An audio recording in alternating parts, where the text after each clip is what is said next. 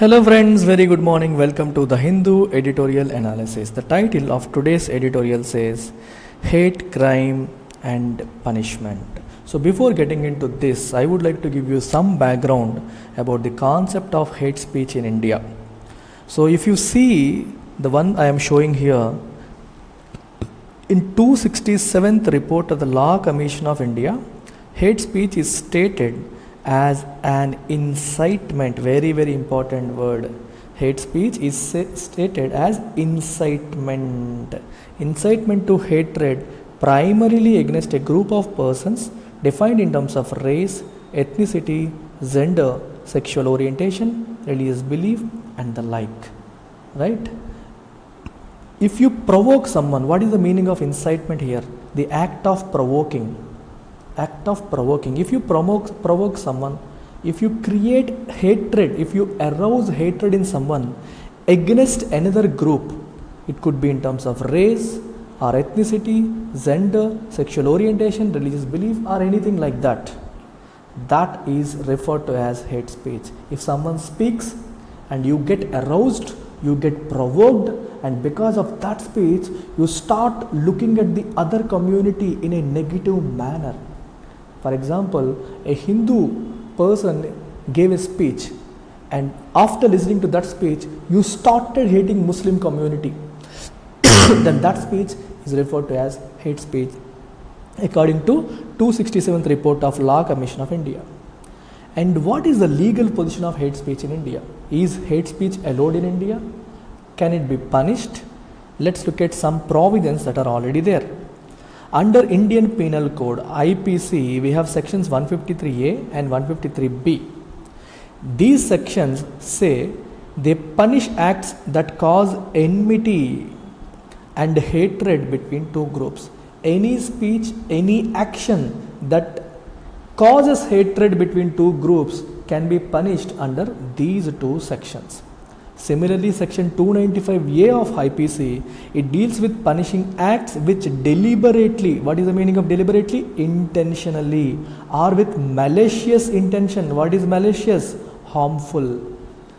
Malicious means an intention to cause harm to others. Malicious intention, intentionally or with malicious intention. Outrage. What is the meaning of outrage? Outrage means to cause to someone feel angered. To cause to someone feel angered. The religious feelings of a class of persons. If by your action, if you make someone feel angry about another group, then that comes under IPC section 295A. Section 5051 and 5052. What are these sections saying? Make the product publication and circulation of content which may cause ill will or hatred between different groups an offense. Are you understanding this? Here you are not speaking anything, but you are spreading some content which is creating hatred between different groups. If you are intentionally circulating or spreading content which is creating hatred, even that can be considered as an offense in India. So these are different provisions that are already there with respect to hate speech in India. Now let's get into the editorial directly. It says there needs to be zero tolerance. There needs to be zero tolerance for violence over hurt sentiments because of hate speech. The situation here is, if you understand this, if you look at this, the situation here says someone gives a hate speech and the other person gets hurt because that hate speech is hurting his religious sentiments, and as a counter this other person is resorting to violence. That's what happened in India in the last 2 weeks. In Udaipur as well as in Amravati, Maharashtra, 2 persons were killed by a group of people who were hurt by the hate speech given by Nupur Sharma belonging to BJP. Right? So that's what they are saying. This statement says there needs to be zero tolerance. Just like hate speech needs to be curbed or controlled, even this violence needs to be controlled as well. Just because you are hurt, you don't have a right to resort to violence. You cannot take a stick just because you are hurt. Right? That's what this statement says. India's laws on freedom of expression are clear about the reasonableness of the right to exercise it. Very, very beautiful sentence. In Indian fundamental rights, in our constitution, we have something called Article 19. In that, the most prominent article is freedom of speech and expression. Do you think this article on freedom, this right of freedom of speech and expression is absolute? Do you think it is absolute? The answer is no. The right that we have is not absolute, but it is qualified. What is the difference between a right being absolute and it being qualified? What is the difference between these two words? The difference is plain and simple. When a right is a qualified right, it comes with reasonable restrictions. It is not absolute, it comes with reasonable restrictions. So there are some circumstances under which your freedom of using free speech, right? Freedom of speech and expression is limited. It is not an absolute right. Nobody gives you an authority to abuse Bharat Mata. Nobody gives you an authority to disrespect our constitution, right? Just because you have freedom of speech and expression, you cannot do whatever you want. There are some restrictions, and that's what this statement here says. The statement here, what is it saying? It comes with reasonableness of the right to exercise it. But hate speech directed at communities and intended to fan communal hatred is not clearly defined in the law. Hate speech directed at some communities and intended to fan communal hatred. The word fan here is used as a verb, not as a noun. Fan means to spread some negative emotion, to spread something negative. What is that negative? Communal hatred. Hatred based on community. Someone who belongs to one community, if he starts hating another community, then you call it communal hatred. And the hate speeches in general, what do? They fan, which means they spread this communal hatred. Unfortunately, this hate speech is not clearly defined in the law in India. However, there are provisions in the law that can be interpreted as allowing for criminalizing offenses that are related to hate speech. We have just seen certain provisions under IPC, right? So these provisions can be interpreted as allowing criminalizing offenses that are related to hate speech. Some offenses which are related to hate speech can be criminalized using some provisions that are already there in our law. In particular, those that are likely to incite violence, those that are likely to provoke people to resort to violence. If any speech provokes a person so that he takes up arms and goes on the route of violence, such things need to be curbed. Those things can be criminalized as per the existing law. There have been rightful demands, including from the Law Commission of India, to add specific provisions in the Indian Penal Code to tackle hate speech. Right? Law Commission of India and several other committees are recommending to add some provisions in IPC to directly tackle hate speech. It is imperative that lawmakers work on doing so. It is imperative means it is important that lawmakers immediately work on doing so, especially in the age of online media and messaging, where hate speech incidents have burgeoned means gone up, grew into an even more significant problem. If something burgeons, that means it became really big. It became a really big significant problem in the age of online media because hate speech incidents are being shared significantly. Hate speech incidents are getting shared significantly in this online era. That said, there is no justification for any form of hate speech to be countered with violence. Yes, agreed. Hate speech is not good. We should not encourage it. Having said that, should we encourage any form of violence as a counter to hate speech? Just because someone's hate speech hurt your sentiments, can you take up? Can you take up the route of violence? Absolutely no. There is no justification for that, and we cannot defend it at any cost.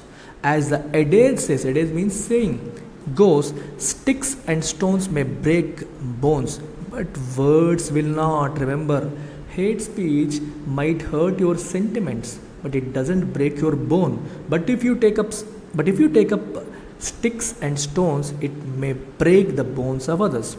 There must be zero tolerance for violence. Violence should not be tolerated at all.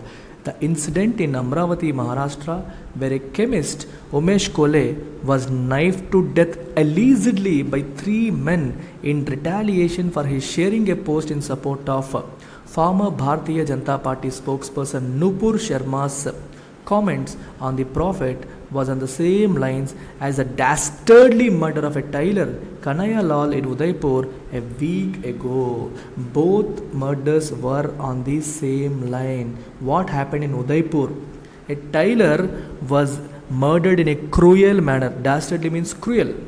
Was murdered in a cruel manner. Similarly, in Amravati, a chemist, Umesh Kole, was also knifed to death. They killed him with a knife, allegedly by three men. It was alleged that three men were involved in that. It was alleged that three men were involved in that. Why? In retaliation. In retaliation means in as a counter.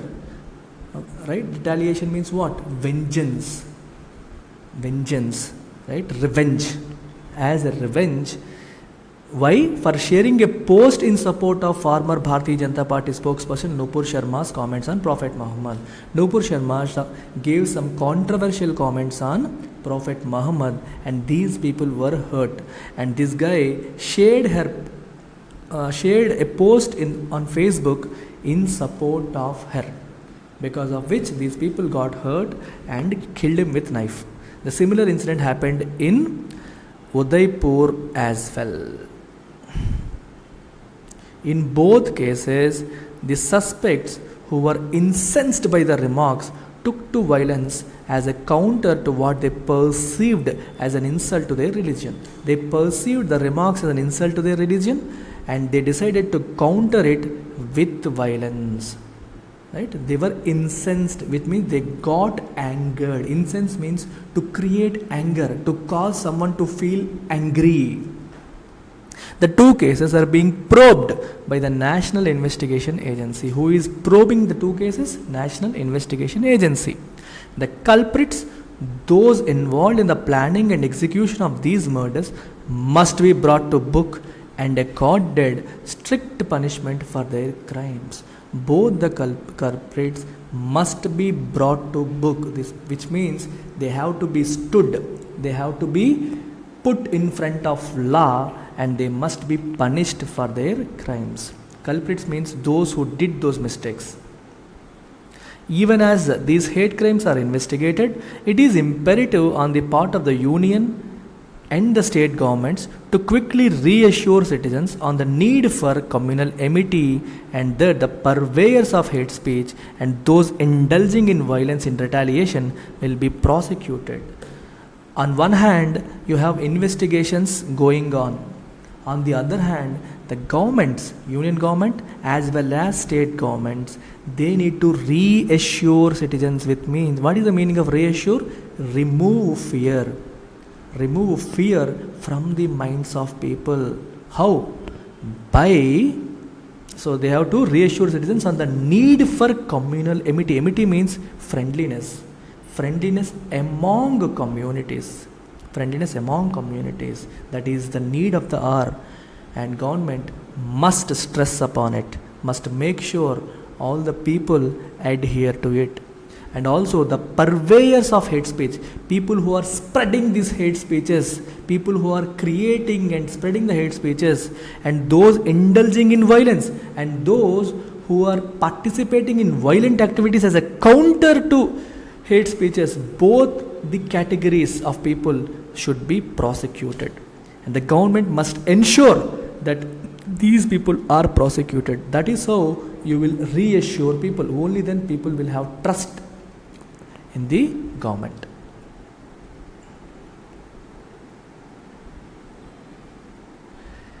Justice and application of rule of law should not only be seen to be done, but needs to be applied in a fair manner without prejudice for or against specific communities. Very, very important sentence. Whenever you are applying justice, when you are delivering justice, you have to actually do it. Don't make it a photo op. Don't make it look like the government is doing something, right? In general, what the governments do, what do? They try to create an impression that they are doing something, but they actually do nothing. Instead of doing anything, they try to create an impression that they are trying to do something. The sentence here says, the application of rule of law should not only be seen to be done, but needs to be applied in a fair manner without prejudice for or against specific communities. The government should not have prejudice, means bias here. They should not have any prejudice or bias for or against any specific community. They should not have any preconceived notion. The government should not look at a specific community with a fixed opinion. It should not have fixed opinions. You should not see Muslims and say they are all terrorists. No, you should not have that kind of notions or opinions. And you have to follow and apply rule of law in an impartial manner. The union and state government should not adopt repressive measures by using enforcement authorities to inflict collective punishment on communities for individual acts of transgression. What is the meaning of transgression? Transgression means violation, non-adherence of rule or law. If someone from a community, if an individual from a specific community violates law, you should not inflict collective punishment on the whole community. Very important sentence.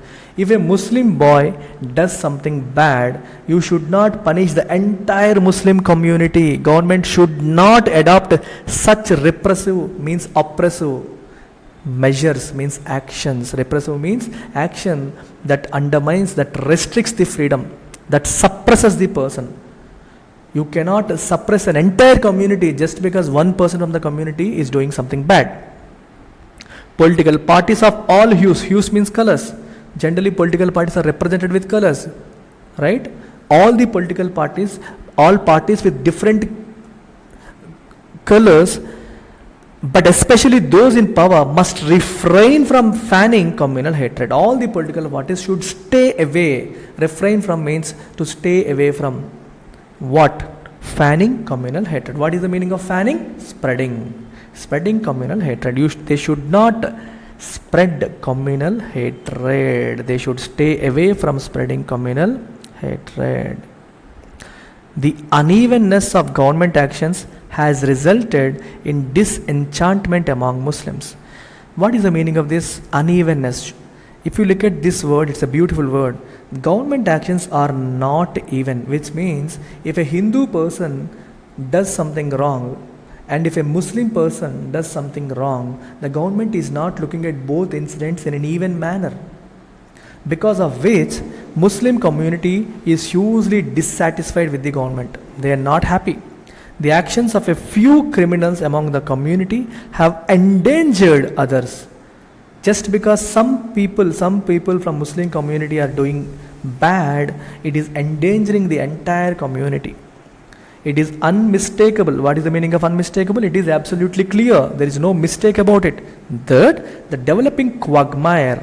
What is the meaning of quagmire? Quagmire means I'll give you one example. Whenever you are going on a road, if the road is really muddy, full of mud, you will not be able to walk properly, right? Your legs will go down in the mud and it will be very difficult for you to pull your leg out if it is really muddy road.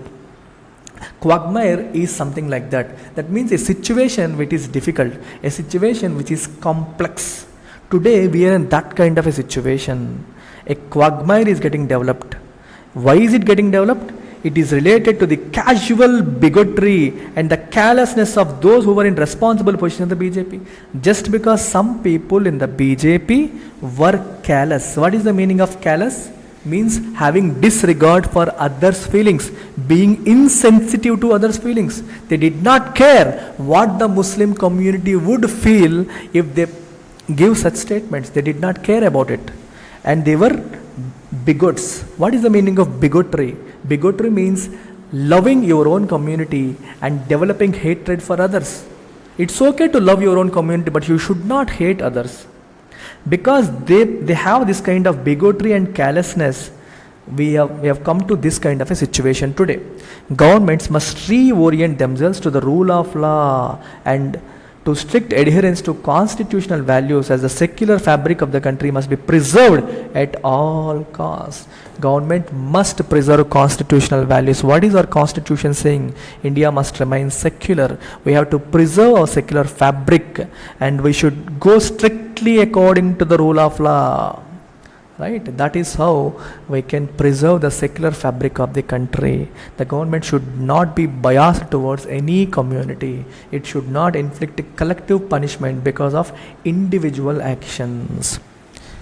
That's about it, Amma. Take care. Bye-bye.